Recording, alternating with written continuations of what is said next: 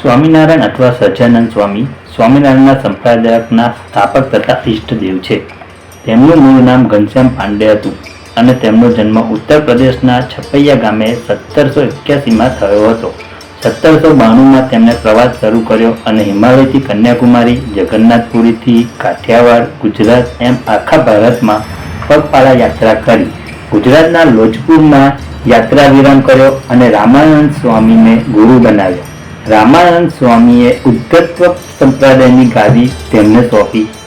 તેમને અનેક ચોર લૂંટારાઓનું હૃદય પરિવર્તન કરીને તેમના હાથમાં માળા પકડાવી અને લોકોને ભક્તિનો રાહ બતાવ્યો.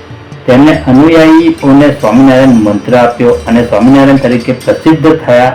આમ ઉદ્ધવ સંપ્રદાય સ્વામિનારાયણ સંપ્રદાય તરીકે ઓળખાયો.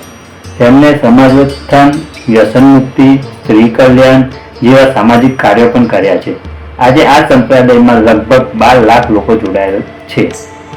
જન્મ અયોધ્યા પાસે આવેલ છપૈયા ગામમાં પિતા હરિપ્રસાદ પાંડે ધર્મદેવના નામે પણ ઓળખાય છે અને માતા પ્રેમવતી જે ભક્તિમાતા કે મૃત્યુ દેવી તરીકે પણ ઓળખાય છે. તેમનું બાળપણમાં નામ ઘનશ્યામ પાડવામાં આવ્યું. તેમને 2 ભાઈઓ હતા, જેમાં મોટા ભાઈનું નામ રામ પ્રતાપ પાંડે અને નાના ભાઈનું નામ ઈચ્છારામ પાંડે હતું. સ્વામિનારાયણ 5 વર્ષના થયા ત્યારે પિતા ધર્મદેવે તેમને ભણાવવાનું શરૂ કર્યું. પિતા પાસેથી બાલ, ઘનશ્યામ, 4 વેદ, રામાયણ, મહાભારત, શ્રીમદ ભાગવત, પુરાણો, શ્રી રામાનુજાચાર્ય વગેરે ભણાવ્યા. આ બધા સ્ત્રોતોનો સાર તેમણે સંગ્રહિત કરી પોતાને માટે એક ગુટકો બનાવી લીધો. યોગી રૂપે યાત્રા. માતા અને પિતાનો દેહોત્સર્ગ બાદ 11 વર્ષના બાળ ઘનશ્યામ ગૃહ ત્યાગ કરીને વન વિચરણ કરવા નીકળી પડ્યા. વન વિચરણ દરમિયાન ઘનશ્યામનો તપસ્વીનો જેવો વેશ હોવાથી તેઓ નીલકંઠ તરીકે ઓળખાયા.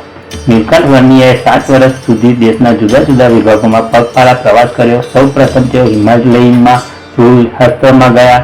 ત્યારબાદ બુલોત્પતન થઈ આગળ જવા નેપાળમાં ગોપાળ યોગીનો મેળાપ થયો. તેમની પાસે 1 વર્ષ રહી અષ્ટાંગ યોગ શીખ્યા. ત્યારબાદ તેમને વિવિધ ક્ષેત્રોમાં ફરી અનુયાયીઓ બનાવ્યા અને અંતે રામાનંદ સ્વામી સાથે મેળાપ થયો. રામાનંદ સ્વામીએ સહજાનંદ સ્વામી અને નારાયણ મુનિ એમ 2 નામ પાડ્યા અને પોતાની સેવામાં રાખ્યા.